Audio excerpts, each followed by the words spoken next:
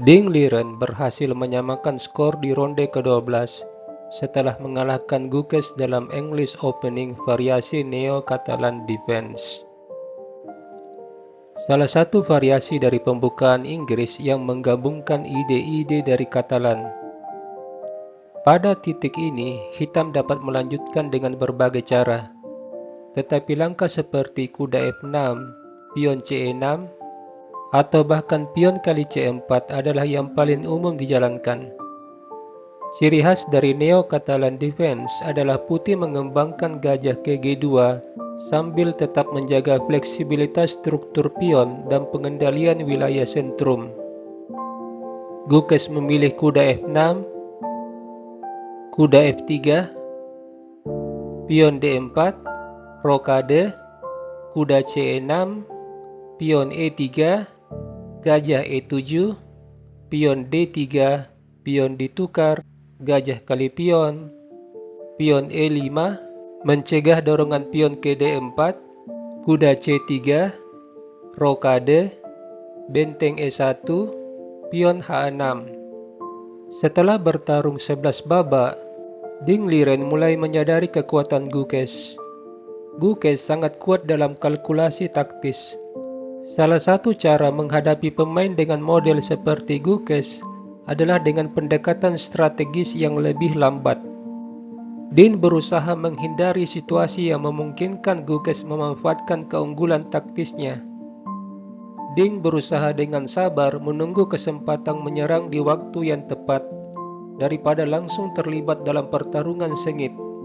Ding menjalankan strateginya dengan pion A3, berusaha mencari keunggulan di sayap menteri dengan dorong pion B4. Guques merespon dengan pion A5, pion H3, mengontrol petak G4 dari lompatan kuda, dan mengosongkan petak H2 ditempati raja. Sekarang jika hitam menekan pion dengan gajah, pion ini tidak hanya mendapat tekanan dari gajah, tapi juga menteri. Di sini ada dua respon yang bisa dipilih putih. Yang pertama pion didorong ke D4, dan yang kedua menteri ke B3.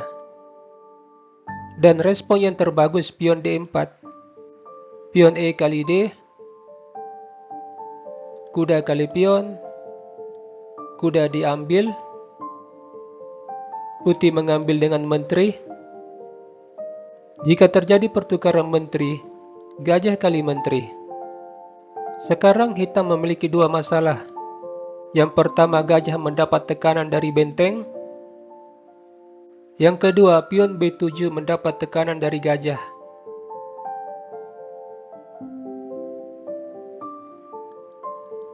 Jika hitam menunda pertukaran menteri dengan mendorong pion C6, menteri F4 menyerang gajah. Gajah E6, benteng D1, kedua benteng menekan di sentrum, dan ini merupakan modal kemenangan putih. Kita kembali. Pada posisi ini, Guques memilih gajah E6, raja H2, benteng B8, menteri C2. Ding Liren bagaikan air yang mengalir dengan tenang, secara perlahan-lahan menyusung serangan. Dari posisi di atas papan, Guques mulai merasa tidak nyaman. Strategi Ding Liren sangat jelas, mengganggu kenyamanan Guques. Sebagai pemain yang kuat dalam perhitungan taktis, Guques lebih suka posisi yang kompleks dan penuh dinamika. Guques melangkah benteng E8, kuda B5. Langkah ini tidak sekedar menekan di sayap menteri, tapi yang lebih penting mengontrol petak D4. Tapi mengapa kuda mengontrol petak D4 adalah hal yang penting bagi putih? Sebab di waktu berikutnya pion akan didorong ke D4. Dan seperti yang dikatakan sebelumnya, Ding Liren akan menyerang Guques secara perlahan-lahan. Mendorong pion D4 adalah upaya dari putih membuka jalur D. Guques mencegah laju pion dengan melakukan pinning. Ding mengalihkan bentengnya ke jalur D, menjaga pion sekaligus melakukan shadowing terhadap menteri. Gukes melangkah kuda D7. Dari titik ini kita bisa melihat kekuatan tersembunyi di Ngliren, yaitu gajah Fianchetto, dan kedua bentengnya berada pada jalur yang tepat. Pada posisi ini Ding ingin mendorong pion ke D4, tapi pion masih terkena pining. Sebab itu dia terlebih dahulu menggeser menterinya. Gajah G6, pion D4, menggoda hitam menukar pion. Jika ini terjadi, Ding terlebih dahulu membawa gajahnya ke F4, menekan pion.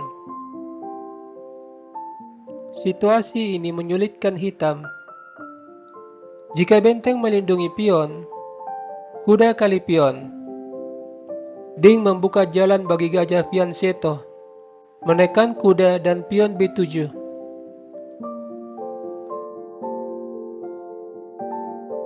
Pada posisi ini Gukes mendorong pion E4, menyerang kuda, dan tempat yang terbaik bagi kuda adalah di G1. Sekarang putih memiliki pion mayoritas di sayap menteri, dan memiliki dua pion di baris keempat. Kedua pion ini sewaktu-waktu bisa melakukan terobosan.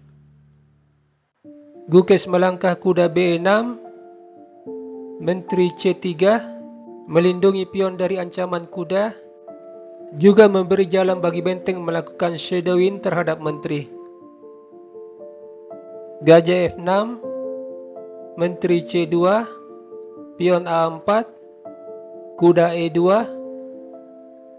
Gukes menawarkan pertukaran gajah. Kuda F4 berpura-pura mengancam gajah, tapi tujuan sebenarnya Ding ingin menempatkan gajah gelap di petak F4, menekan pion C7. Jika gajah ke H7, pion mengusir kuda.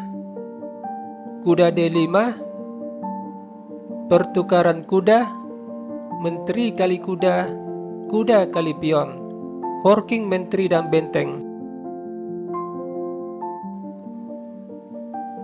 Jika kuda ke D7, menteri kali pion. Kita kembali. Pergerakan kuda di F4 menjadi dilematis bagi Gukes. Dia lantas menukar gajah, gajah diambil, menyerang pion C7 dua kali, terpaksa benteng melindungi pion, menteri C3, kuda BD8, pion D5, menekan petak E6 dan C6, menteri D7, pion D6. Langkah yang bagus dari Ding, membuka jalur bagi benteng. Jika pion kali pion, kuda kali pion, forking kedua benteng. Di sini Gukes mendorong pion. Hal ini membuat putih memiliki pion bebas. Ding lalu menyerang benteng dengan kuda, benteng Fd8, gajah kali pion, sekaligus menawarkan pertukaran gajah, kuda C6. Gukes memberdayakan kuda mengontrol petak E7 dari kemungkinan ditempati benteng.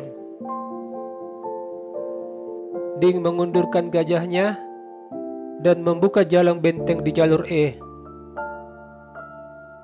Benteng E8, kuda D5, manuver kuda yang menawarkan pertukaran kuda dan mengontrol petak E7. Gukes langsung menukar kuda, tapi setelah pion kali kuda, Ding mendapat tempo menyerang kuda. Jika kuda D4, menteri kali pion. Kuda B3, menteri B4, menekan dua pion sekaligus, dan benteng bisa menempati petak E7. Di sini Gukes melangkah kuda BD8, menteri kali pion, benteng menyerang menteri, menteri D4, kuda A6, benteng E7. Posisi hitam sudah tidak berdaya, tapi Gukes terus melanjutkan permainan. Menteri B5. Pion bebas didorong. Benteng C4, Menteri E3. Kemudian benteng ke baris kedua. Gajah D6 dengan ide benteng ke E8. Gukes mendorong pion, dan benteng kali pion membuat Gukes menyerah. Sebab raja kali benteng, gajah kali benteng, gajah diambil, pion promosi jadi menteri.